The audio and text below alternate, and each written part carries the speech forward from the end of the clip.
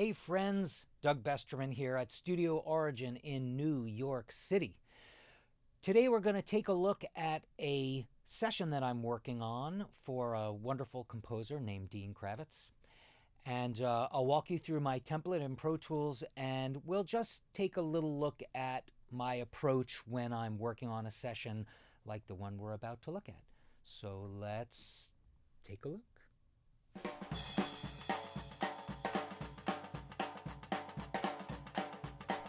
Let me just take you through my template a little bit.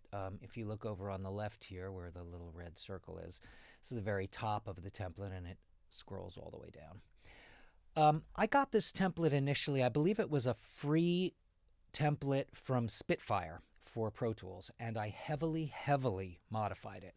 But it was a good starting place, and if you're interested in a template like this, you can grab one of their templates and do something similar for yourself.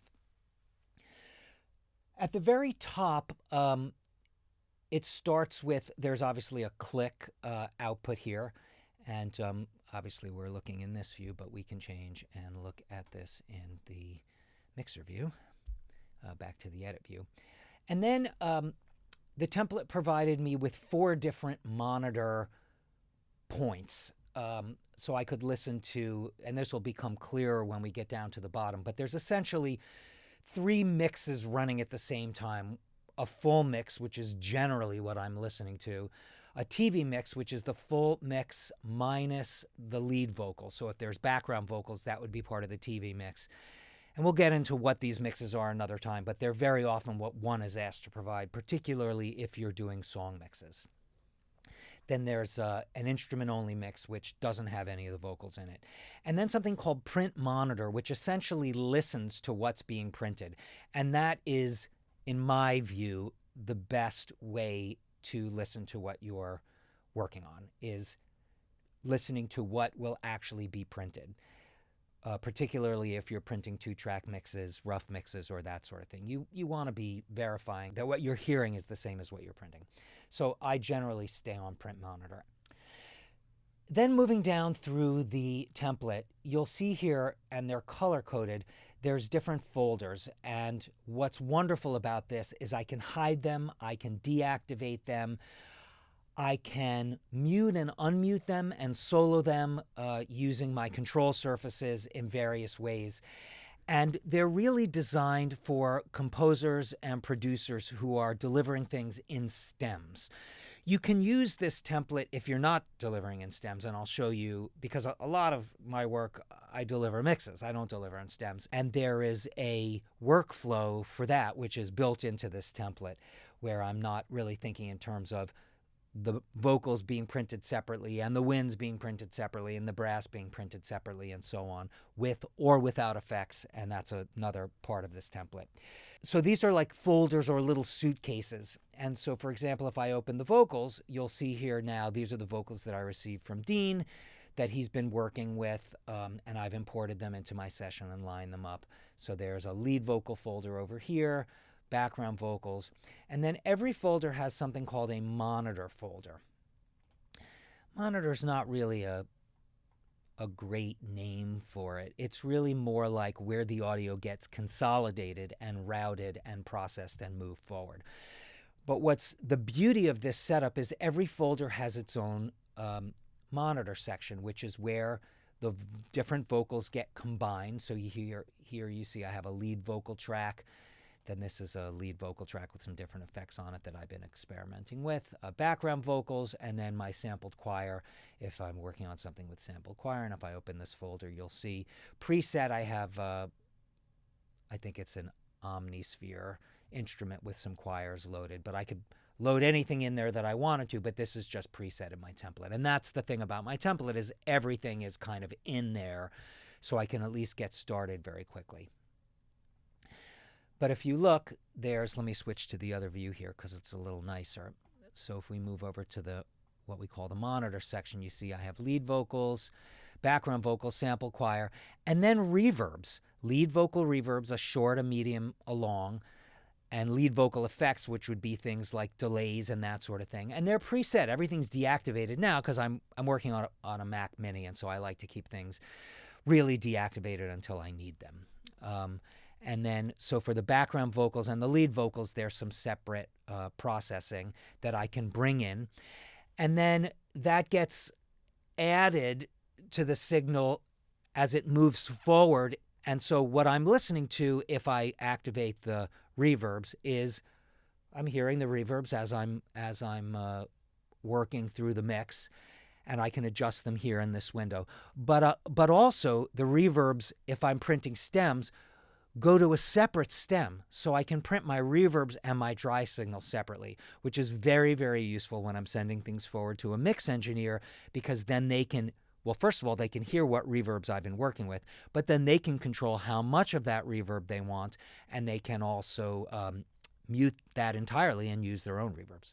So every single folder has its own monitor section with its own reverbs, which does add to the size of the session. If I'm having reverbs on every single folder, a separate reverb for the winds, a separate reverb for the brass, and so on, the session gets very, very big. So if I'm not in a situation where I'm working with stems and I don't need to have separate reverbs on every single section of the orchestra, I do have a way of doing kind of master reverbs in another area of this template, which I'll show you in a second. So going back to the edit view, and I know I'm going through this really quickly, but this will just help you understand when I show you the session how I'm navigating through it. So any windows that are open right now indicate something that I've already worked on and am working with in my session. So in this case, if you look at the brass folder, I've got a few things open. And I've got these things separated into different, basically every different library has its own folder. So here we're looking at HG, that stands for Hollywood Gold, the HG horns. And in my template, I've got a solo horn and a 6 horns in unison, stopped horns, horn rips. And those are just what I have loaded right now, but they tend to be what I generally use when I'm doing a mock-up if I'm not doing something very, very specific.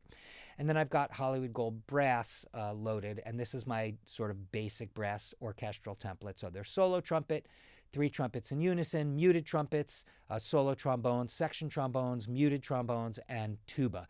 And that gives me kind of a general orchestral film scoring brass.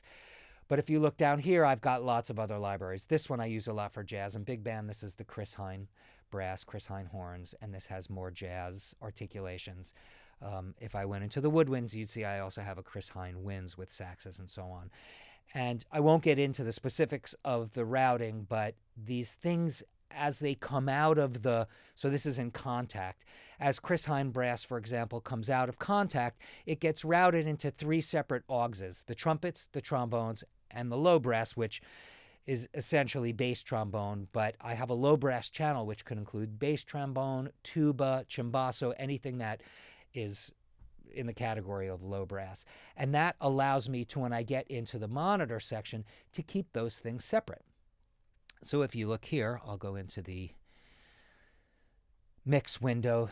You see I've got my horns come in a separate channel, my trumpets, and so all the different libraries, all the trumpets from all the different libraries will get folded into this channel. So in the end, I'm left with 1 trumpet channel, 1 trombone channel, 1 low brass channel, not a cumbersome number of from this library trumpets, from that library trumpets, and so on. I could do that. I could actually record. I have a an individual outputs folder, which will allow me to record all those different brass channels separately.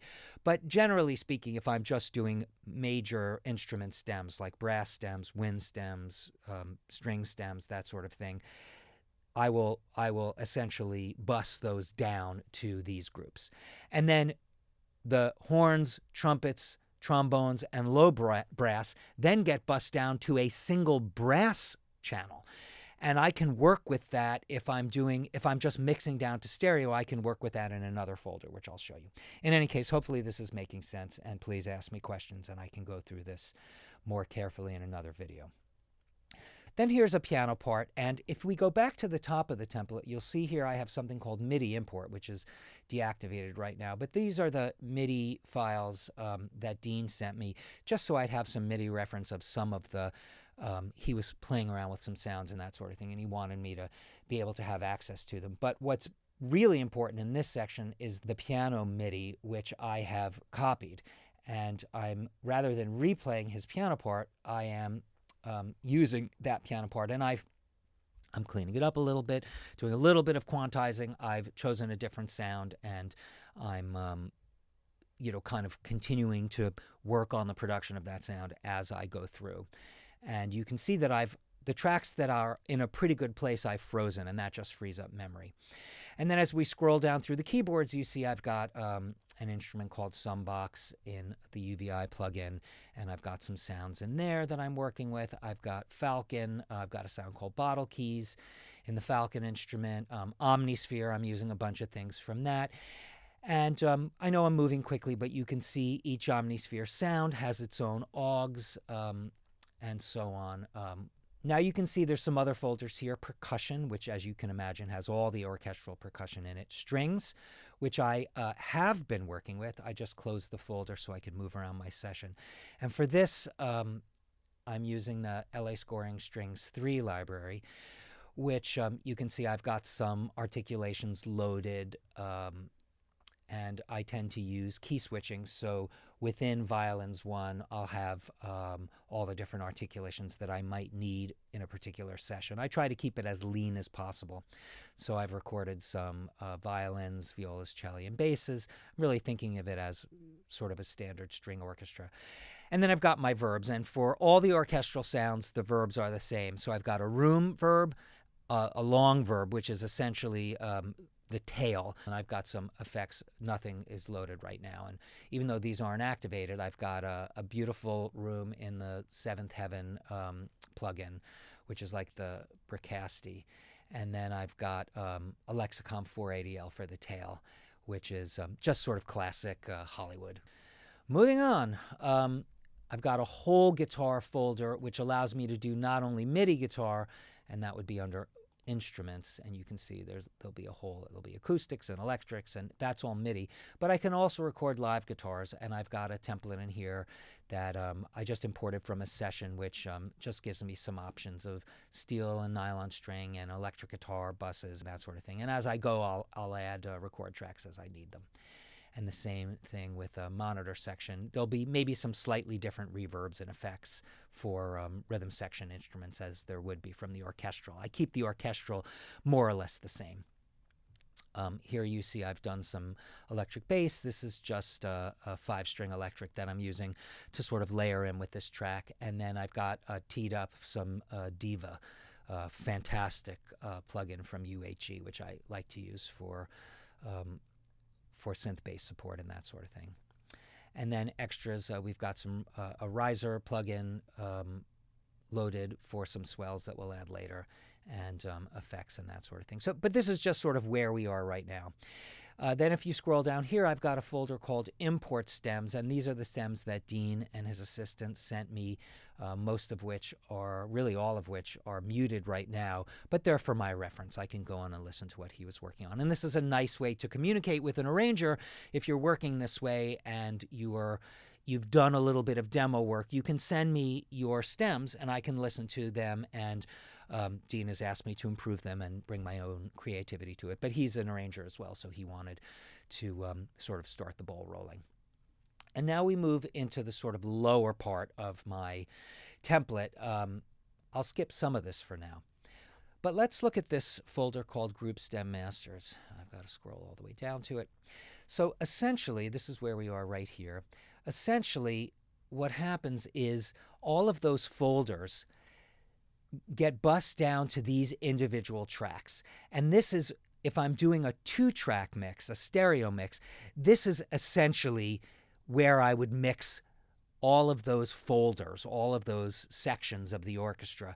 I could do sort of global moves. And I tend to start with small moves on individual MIDI channels and that sort of thing.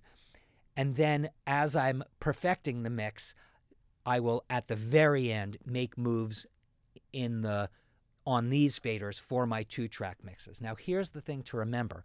If I think at any point I'm going to be mixing to stems, I don't work in this folder, because any moves that I make here will be post my stem recording. So this is really only for when I'm making 2-track mixes.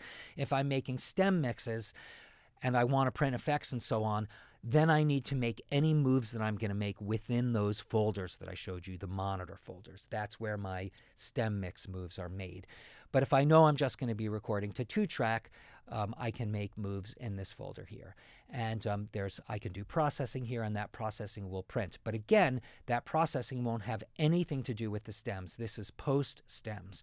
So this is only for if I'm making 2-track mixes. And as you see here, I've got global effects lined up, a short, a medium, and a long reverb, so that if I want to not tax my computer's memory and do some effects on a 2-track mix, I can very, very quickly do that here. And it saves me some processing power. I'm going to close this folder because I'm not into that right now. I'm not doing anything that is resembling mixing yet. And then at the very bottom here are my mix prints, and this is where I can print a full mix, TV mix, instrumental mix, and my click separately. And everything is sort of bussed so that I don't even have to think about it. And if you see here, I've got some additional folders. This is where I would print my group stems, and this might be helpful to look at here, because you can see essentially these are the stems that I call my groups. So I could print the guide tracks, which I didn't show you that folder at the top, but if I'm pulling in a guide track, let's say a MIDI file from a Sibelius file or something like that, and I just want a quick and dirty piano part, that's a guide track. Let's say if I'm recording singers before I've done a mock-up, my guide track might be what they sing to, so I could print that. Lead vocals, background vocals, sample, choir, all separate. I found those, it's important to have those separate even when I'm printing groups. Then my winds, my brass, all my keys, my percussion, all my strings together. Guitar, bass, drums, and then something I call extras, which might be ethnic sounds or effects or that sort of thing. That would be in my group stem prints. Now, if you go into my individual stem prints, this is where things start to really get split out. So lead vocals, then lead vocal effects, background vocals, sample, choir, and then high winds, low winds, solo winds, jazz winds, which would be saxophones or jazz clarinet, and then all the effects for the winds, and so on. So I can very, very quickly print individual stems for a mix engineer, and these are all bussed and ready to go. All I have to do is activate these tracks, activate the group of all these tracks, put them into record, and press record, and I can print stems. I don't have to even think about it. If you look at the strings, not only can I print my individual string groups, but I can also print a section with no effect on it. So if the mix engineer I was working with was happy with my string section sound, the only thing I separate out of that is the bass. So they have separate control over the bass. And you can see my effects, guitars, bass, etc., etc. Drums get very much split out. We'll go into that in another video. And then my extras, I have pre-made individual stems for that. Then at the very, very bottom of the template, just routing-wise, before all of these buses hit my mix prints, they go through a mastering chain, which is really deactivated at this point, but let's look at it in the mix window. So over here, if you take a look, I've got my full mix master, my TV mix master, and my instrumental master. And generally speaking, I'm really 90% of the time just working with my full mix master. And not only do I have plugins kind of ready to go, which I can activate for whatever I want to do in terms of my mastering chain for that project, but I also have a hardware insert which lets me to automatically and very, very quickly access an analog mastering chain, which I kind of have set up and ready to go, and everything's kind of generally patched in my patch bay before I start a session. So when I'm ready to throw a mix down, if I want to do an analog mastering, which is obviously very nice, then I can just activate that insert and very quickly work up a mastering. But if I want to keep it all in the box, I've got all of that stuff kind of ready to go. So that's a look at the template. We'll call this part 1. In part 2, we'll dig into the session itself, and I'll take you through my process and my workflow, and we'll talk about the creative decisions I'm making in this particular assignment and look at some of the specific parts I'm writing for sections and how I'm kind of moving through and developing this particular piece. Hopefully this content is interesting. I'm just learning how to do this, so please leave me comments down below if there are things that I moved through too quickly or topics you'd like me to cover in the future. I would love to hear about it. Thank you again for watching, and watch the space for the next installment, and be good.